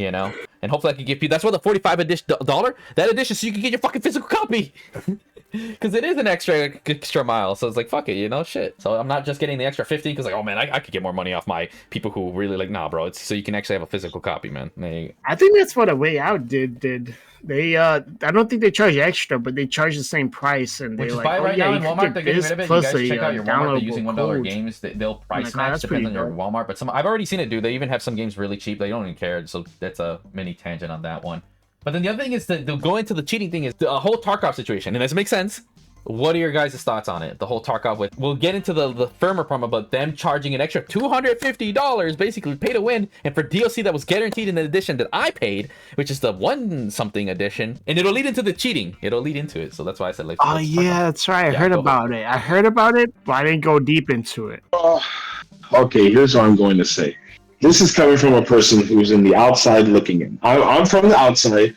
I've heard of Tarkov. I heard many great things about it. A lot of hardcore players like playing this game. One of my favorite FPS players of all time, Karma. He plays Escape from Tarkov. He's in love with the game. He has a blast with it. Now, with this all being said, if anyone's fucking retarded enough to spend $250 on any video game, then you're missing the entire point of fucking playing video games. I'm sorry. Unless you have like an entire mech setup and like either you're flying an airplane or like if you don't have anything like that, why are you spending $250 not on a computer, guys, a game, a full-on game, and then on top of that it's a paywall, a fucking game mode? Like, look, I've already said I didn't even know it was promised to you guys. I thought this was just a brand new thing that they were bringing up. Oh yeah, we thought about this behind the scenes, and we're gonna put this in the highest edition, so that the most elite of all people could buy it. Wow, it was promised to you guys who already had the highest fucking the highest paywall in order to get to this shit? That's fucking amazing to me. You mean to tell me that these guys are scummy enough to actually go even further and say, no, you guys have to sacrifice more money out of your pocket in order for us to give you guys the content that you kind of want, or in theory want, but then once you get it, you're most likely not going to like it because it's going to completely change the experience that you guys ultimately are here for. That is some scumbag bullshit, bro. And like, in all honesty, I hope you guys all fucking boycott the shit out of the game and just stop playing the game. Don't touch the game. Don't play it for an entire fucking year and see what happens. Now, it's going to suck for the people who spent $150 on the game, but like, deadass, there has to be some sort of leeway in order to teach these guys that fucking with your fan base in a way that essentially hurts your fan base is not the way to fucking go. As you guys said, outsider perspective, whatever. What if I told you guys that I am the inside perspective? I actually fucking play Tarkov. Dude, it's good. No, it's as good as everyone says it is. Like, I mean, that's why I first heard I was super hyped. That was, and here's the down low, right? I love Tarkov. It is really, it's a unique experience. It is one of the most hard forking core shooters, and I love it because everyone knows I shit on Souls games because I don't like them and I think they're easy. Tarkov is like that because I've never seen even pro quote FPS players play. They get clapped in Tarkov. They're like, no, this ain't your bitch game with your auto aim, whatever. This is a game for fucking men. And you know what? I'm gonna keep it real with you. Tarkov is like the FGC for shooters, bro. Like, you play, I play Naruto, I play Smash, and you come to fucking Tekken and Street Fighter. Do ya? Oh, fuck. Like, it is brutal. And I love it. And guess what? I suck. I literally suck dick at the game. Like, I'm being honest. And guess what? I enjoy it. So I hate when people, because you hate, dude, a game is so, dude, if you're, like I said, back in our day, PS1, we clearly suck dick. Still played the fuck out of these games, bro. I could barely get past level 1 for half these fucking games, like fucking bar. Oh, I got past level 1. Oh, I get clapped level 2. Because I ain't no bit, because I enjoy the game. Tarkov's brutal. But here's the thing about Tarkov, right? When I first bought it, there are 3 editions. Originally, there's the OG, you know, and then there's the second one. There's 3 different tiers. And the third tier, basically, all it really did, like, once you bought the second one, all it did is, like, you get access to, like, stat extra map that's coming out, and then like some other shit, right? Or you would get a key to an area. And the third one was just, oh, you get early access, and it's just always a thank you to the devs. Like, everything was really good, nothing too crazy, right? And it was only 100 and something in MFO because the game, its graphics are insane, and there's a lot of effort. And they even promised offline content, and they always do seasonal pack. The thing is, you know, that's what it is, right?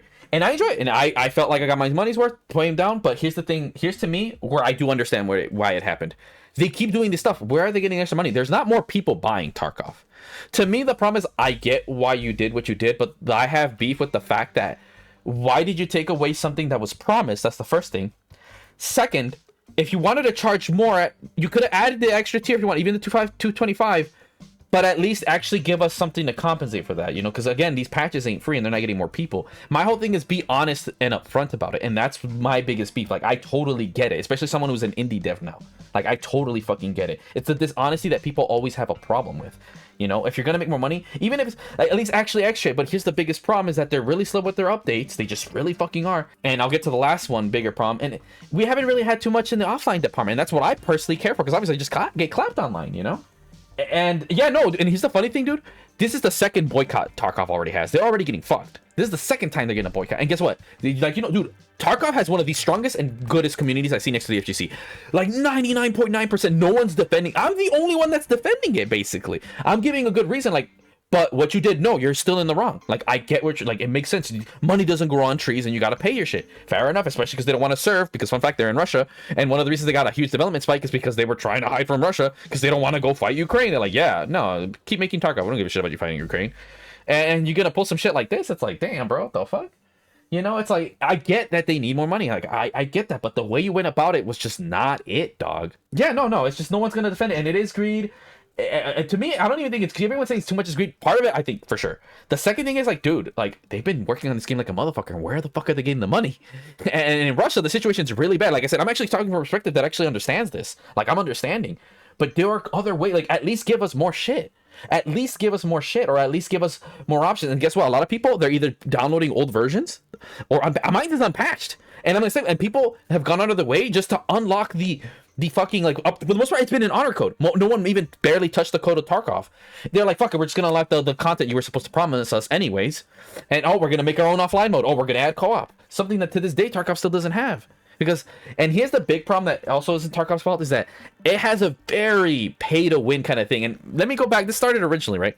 Because Tarkov's an extractive shooter, everything you get in and go out with, it's like an MMO almost. Like, people literally paid money. Like, people would pay money, like, oh, like, hey, don't shoot me, I will send you some PayPal or whatever. That's how it started. Then you have people, we've seen it with, like, I think RuneScape, people will pay, like, foreigners, like, because they have a lower rate. Like, man, you have no job, yo, I'll pay you $10 an hour, which is a fuck ton of money. Then, yo, give me as much gear as you can in Tarkov. And fun fact, that's where most of the cheaters from Tarkov off. And you know what? I can't, if you're cheating because you're trying to make ends meet, I dead ass can't even hate. That's like, you know what? Fair enough, man. You gotta feed your kids and shit. Like, I'd be a bitch because that's a privilege problem. I'm gonna keep it 100 as fuck. But at the end of the day, it's gonna hurt you too, because like, well, why am I even playing? And that's why their player base has already been hurting. But here's the thing. A third of them is like the Venezuelans, like everybody knows. The other third is dead ass just people who just want to cheat for no reason. Like, they're just bitches. And that's what really, like, I literally quit playing Tarkov online the second I heard how many cheaters were. I literally went, then what's the point? Like, that defeats the purpose. It's like if Dark Souls added an infinite mode or some shit. Like, why even play? Like, that's why to me, that was it. That's why I don't even like playing multiplayer games or shooters. Like, every time I even see a single cheater or hacker, I'm like, I'm gonna head out. Because, dude, I've been playing fighting games for years. Tell me why I've only ever ran into, like, 2 or 4, bro. Meanwhile, I play Warzone one time, bro. One time. Hacker. And I see such a hardcore game like Tarkov even have one, just bothers me. And again, if you're going to hack your Venezuela, share some shit. Don't kill other players or take all the good loot. At least be considerate. You know, and that's the situation, and Tarkov's taking advantage of that pay-to-win monetization that's already in there. So what they're doing is like, fuck it, we got to get some of our own money. But my thing is, why don't you have a marketplace? Why don't you have an open marketplace like Diablo did?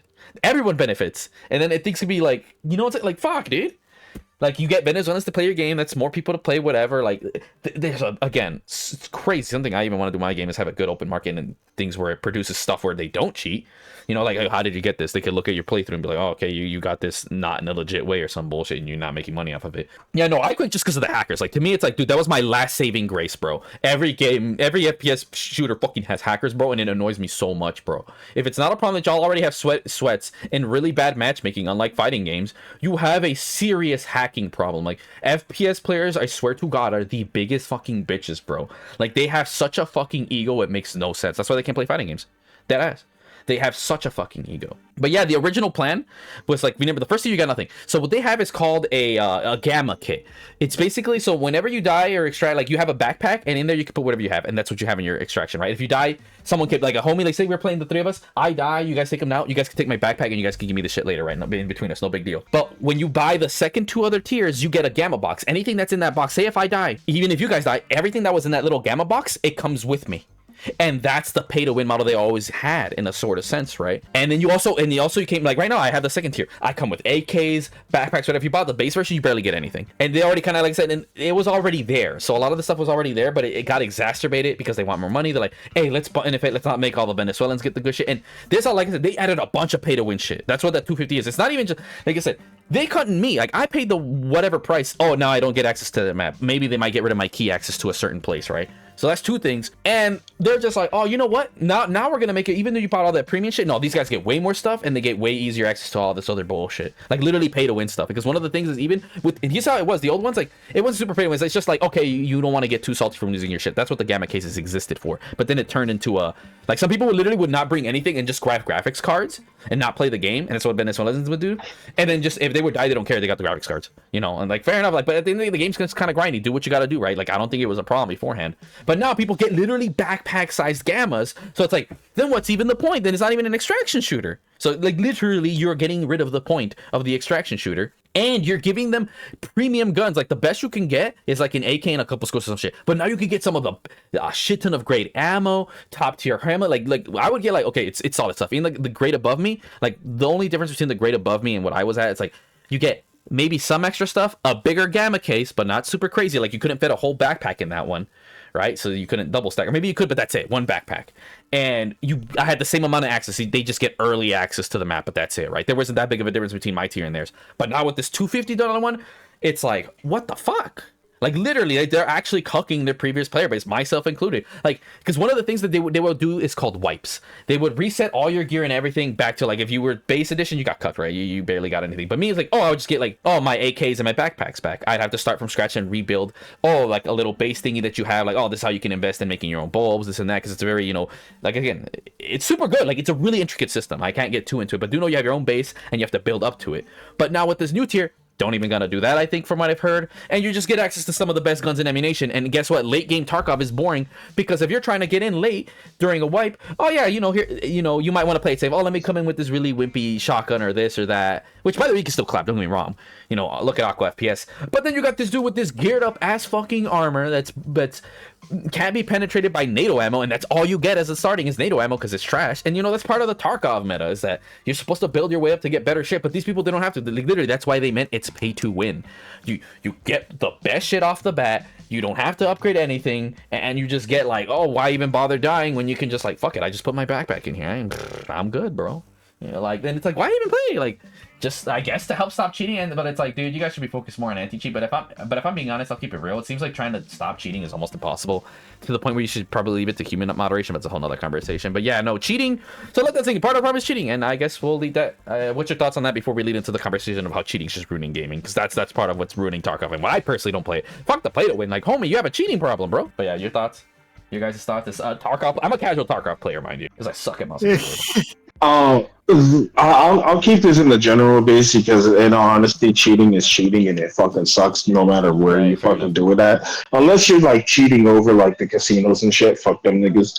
My issue right now, especially when it comes to cheating, is the fact that it is rampant just literally everywhere. Like, it's not just Tarkov, it's fucking Apex Legends, which I don't even play, but I hate the fuck out of the fact that people are enjoying their game, and then suddenly it just gets completely interrupted by some plebs who are literally either seeing through fucking walls or shoot you from literally the most impossible angle, because the bullet is literally either magically flying across the entire map, or literally going through the entire map, or somehow they made it like underneath the fucking map and they're just fucking killing everyone from there. It's fucking weird and crazy. Call of Duty, another game that, like, I like to casually sit there and play Call of Duty, even though it's fucking trash and it's not like the ones from back in the day. I still casually play, but the main thing that stops me immediately is the fact that there are so many cheaters, and not just the multiplayer, but in Warzone as well. It's like, bro, I can't even fucking sit back, relax, and enjoy a fucking game without like running into like a cheater or two who are just literally fucking like, it's annoying now. Halo I can't even touch, because in ranked, if you're trying to play ranked, you're gonna run into cheaters, and that's been a thing since the game's been out. And it's also been a thing since the past fucking however many iterations of 343 we've had so far. And a lot of people like cheating in games like fucking Fortnite as well. A game that is casual as fuck. Don't get me wrong. Like, there's big competitions for it that no one fucking goes to, so I don't know where the fuck they're throwing $17 million at. But at the same time, if you have people who are willing to cheat in a tournament and you're not going to do a fucking thing to stop them, why are you even giving out this money? Like, it makes no fucking sense anymore. And like, that's just the main thing, guys. Like, cheating is bad, cheating is wrong. You got to do your best to kind of call it out, so then maybe the companies want to doing something. But I feel like the cat's already out of the bag. I feel like, thanks to crossplay, we're going through rampant cheating in a lot of these multi-platform games that we play. A lot of the times, the cheater would usually come on the PC end of things, and that I would end up saying that I'm pretty sure it's pretty fucking blatant when somebody cheats and escapes from Tarkov. I can only imagine just how pissed off you would be when you're having a good ass run, and then for some random reason a pleb just decides to cheat the fucking game. They end up killing you off, and you're like, what the fuck just happened? And you have no idea what the fuck just happened, but then you know there's no other way you could have died, because some fucking pleb decided to fucking cheat in the game. Like, cheating is bad, guys. Don't do it. Don't do it at all. Like, cheating back in the day in Grand Theft Auto, like, you know, you press your R1, R2, L1, or R2, left, down, right, up, left, down, down, down. Okay, cool. I have infinite bullets. Whatever.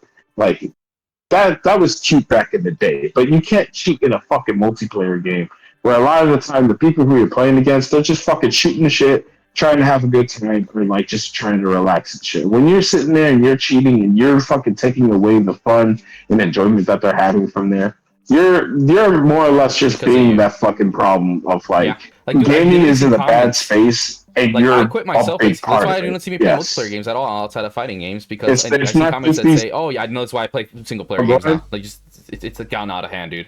This is why multiplayer games are suffering too. People are just playing single player games like fuck that. You can't run into a cheater. This is why What time are you going to work? This is why I play Pal World by myself and just fucking. Oh, by the way, I've gotten up to I think it's a Mega Ball now. I need to check out the Mega Ball so that we can all play together and I can just fucking distribute the Mega Ball so you guys can catch whatever you need. It seems like another upcoming streamer is talking through the What's up? headset through Greatest Gamer. Oh, fine. I'm just letting people know that there's another upcoming streamer coming in. It seems like What is that? she's not ready yet. This not till episode 2. Tell her to get out of here now. No, not like you guys figured the emoto. She's coming to be annoying. Is she gonna be on the PC? Gonna play some but no. games?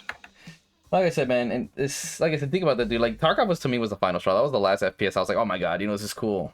Remember when me and you Tarkov? played it?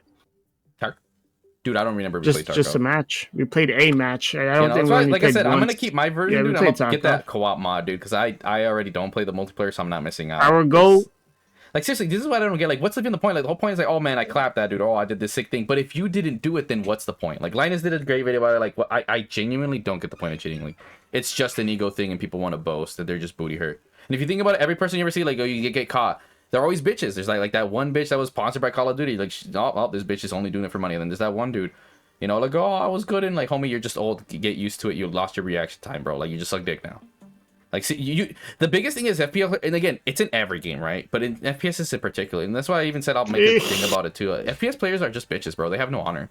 Like, that's why in the FGC it's a much bigger deal if someone cheats. And like, dude, think about it. I don't think I've ever heard of like maybe a single pro, maybe one that's cheated. Meanwhile, Counter-Strike, bro, you're looking at that on the daily. If anything, I think I heard, 90% of them cheat because they take Adderall. Like, fuck it. And then what's even worse, dude, is that, this is what I mean, like, with me, I might have to have player moderation because cheating has gotten so out of hand to the point with both software and other ways to do it that it's basically impossible to detect. If anyone really wants to, they can. And to me, that shows you just how much of a bitch these people are. You're willing to go that far instead of doing something productive. Oh yeah, I want to use this so I can get like a kill streak and a rank in COD. It's like, bro, no one gives a shit, dude. Like, COD competitive is actually fucking dead. I mean, no one gives a shit about Halo. Gears, I don't even know if anyone cares about that anymore. So why even cheat? Like, this is what makes no sense. It doesn't make sense in the sense for fucking pride and for fun. Like, how? Like, I don't get it, bro. Like, these people are just miserable. That's what it End is. of the story. that is their Yeah, at fun. least the Cheaters Akuma's are the fucking- reason like, why seriously, Akuma players are everyone says bad Akuma's too. cheating, bro. At least the Akuma requires skill to do the combos, but those filthy Tekken players don't know about that shit. Man, bro, on the side tangent, did you see that trailer for Akuma? No, yeah, I was talking about. I swear, man, that shit made me coom so hard. Oh my god, hell no, dude, you just... I cannot believe you are... You're fun. I can't... Jeez, I hate this. Yeah, man, you don't understand, man. When he does his finisher, man, every time he's about to do his finisher, I'm like, oh my god, I'm about to coom, and then it happens. Jeez. Yeah, no, dude, just... Nah, but I'm But yeah, watching no, right what was now. it- I didn't even know Kuma was the bear. Man, no, not Vinewood edition. Akuma the bear from Tekken 8. I mean, but what was your Akuma thoughts on what I from said Street as far as Fighter Tarkov, 6. though? Like, now that you know the whole lore about how their monetization and yada yada booga. No, man, like, I kind of feel bad that they kind of shade you guys a little bit. At the same time, like, I'm pretty sure, like, the fan base is willing to, like, have a little bit of leeway with some of this shit, but at the same time, like, as a developer, if your game is being encompassed by cheaters and it's a big problem, you should be able to address it and actually do something about it before you start losing your fan base. Because, I mean, Yeah, no. at the end of the day, cheaters can be the main reason why he fucking dies out. Like, Titanfall 1 and 2 I mean, Titanfall essentially 2 got died out updated just its because server, they didn't so want to take care of the fucking cheaters. It's doing. And now no one plays them. Even though they brought back That's Titanfall the exception. 2. Yeah. Yeah, I was just about to say that. They did that, but, like, Yeah. how long? Like, because I kind of worried that they're gonna do that one update, and Seriously, then I don't get cheaters, like bro. later on, They really the fucking don't. cheaters. But no, like you said, and the thing is, dude, they're not letting up on their Discord, dude, and even even the Reddit mods, they're spamming the message they sent, it trolling them. Like, no, like literally, that's what I said. Like, Tarkov has to really, like, first of all, they have to get rid of that model. They have to actually give us free content, and they have to do something about the cheaters, like you said, because at that point, it's like, I mean, I'm not coming back until they fix that. You know, like I said, right now, it's like, oh, I'll keep on my version and get the co-op mod. Fuck it, I don't care. I already paid my money. You know, that's a you problem if you want to keep up the multiplayer. To me, I'm to the point like, dude, I was promised offline content. I don't give a shit about the multiplayer. Multiplayer is a bonus. And the whole thing is, what's crazy, how you gonna have this multiplayer modal without even having like honestly, low key, Tarkov should have just became a live service at a certain point, but it never did. So that's how they're trying to get their money. And like I said, what did I say before? People don't want to pay up front. They're okay paying in dividends, you know? But no, they apparently didn't get the message. But no, they're fucked, dude. Like right now, like I said, until they make a full 360, or they pull a No Man's Land or No Man's Sky, they're fucked. Cause dude, no, seriously, like I said, Tarkov players, hey, I like that we're all in agreement. No, they're actually boycotting successfully.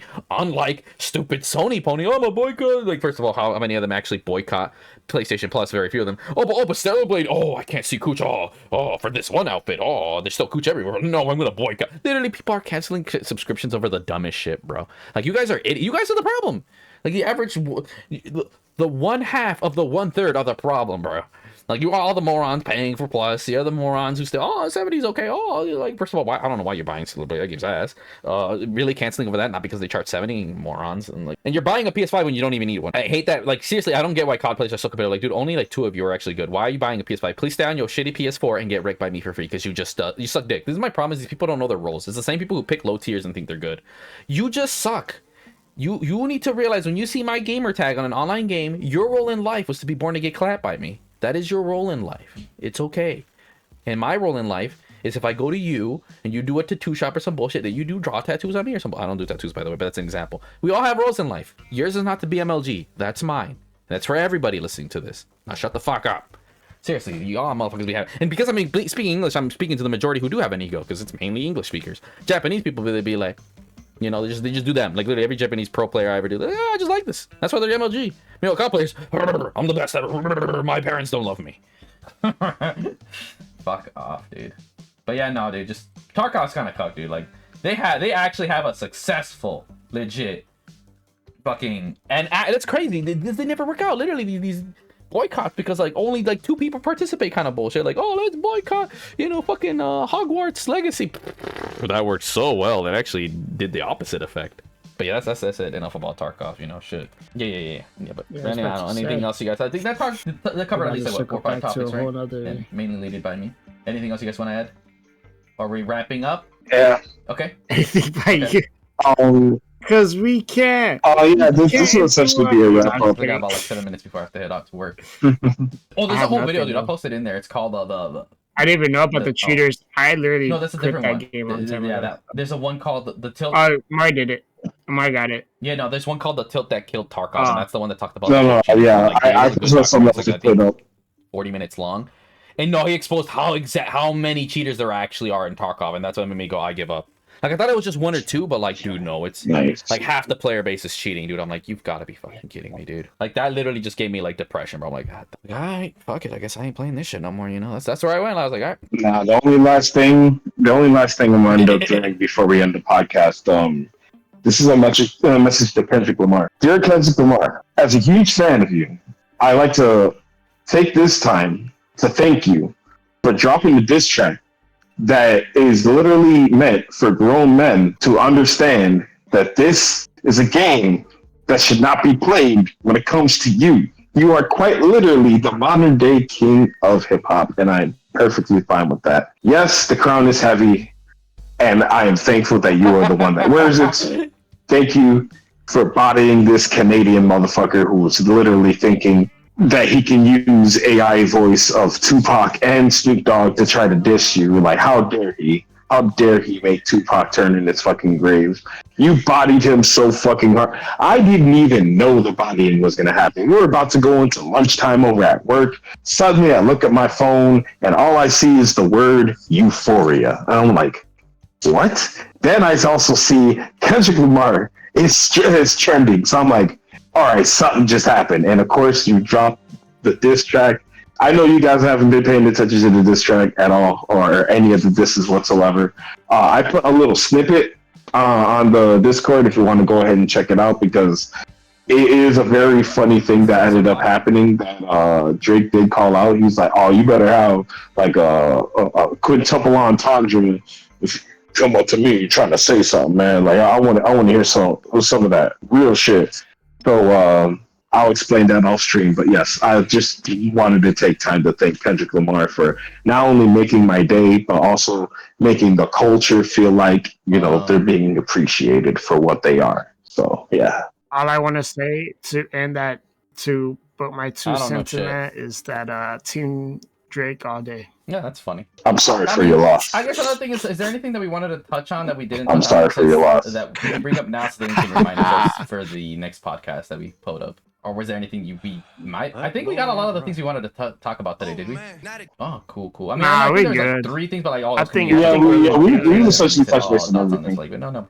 But I make sure we talked about the disc, the games, and here's how I guess I want to ask you, like, remember how I said before and they did it, how much better do you feel knowing that I actually have insider info as an indie dev to further just like, nah, you're speaking bars, you know something, hold up, bro, here's how this distribution actually fucking works. I had a good idea of it, but like now that someone who has to actually think about that, it's like, no, bro, I got the real dirt on that shit. All right, you will soon become the Kendrick Lamar of the video game industry, and you are going to be about the culture and the people that are passionate and are in love with the game industry itself. I wanted to give you praise. Like I thought that ranking went on like games love. So that's what it is.